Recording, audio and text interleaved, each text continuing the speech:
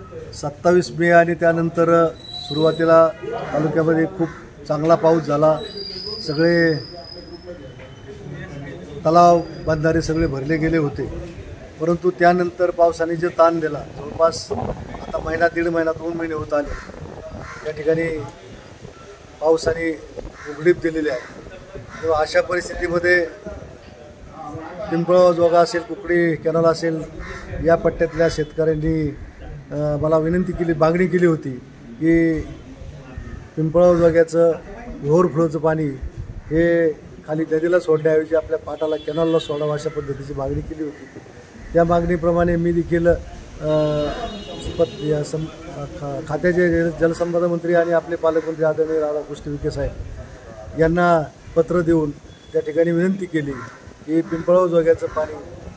ज्यावेळेस ओव्हरफ्लो होईल त्यावेळेस ओव्हरफ्लोचं पाणी नदीला सोडण्याऐवजी आपल्या पाटाला सोडावं आणि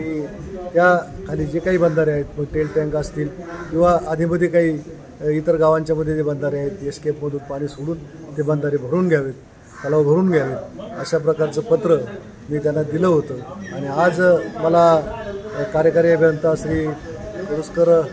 यांच्याकडून आज खऱ्या अर्थानं कळवलं गेलं की पालकमंत्री महोदयांनी त्यांना सूचना दिलेल्या आहेत आणि आता सध्या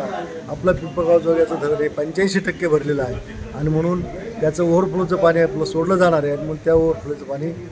आपल्या पिंपळगाव जोग्याच्या कॅनलला सोडण्यासाठी त्यांनी निर्णय घेतला आणि आजच मला कळवलं की आम्ही आज पाणी सोडतोय। परवा दिवशी पिंपळगाव जोग्याच्या कॅनलला आपल्या तालुक्यामध्ये आपल्या हद्दीमध्ये ते पाणी पोहोचेल आणि मला शेतकऱ्यांना नम्र विनंती करायची की आता ते आलेलं पाणी आहे त्याच्यामध्ये टेल टँक असेल, आधी मध्ये असलेले जे बंधारे असतील किंवा तलाव असतील ते सगळे आपण भरून घ्यावेत, अशा प्रकारचं आवाहन मी संबंधित गावातील सर्व शेतकऱ्यांना करतो।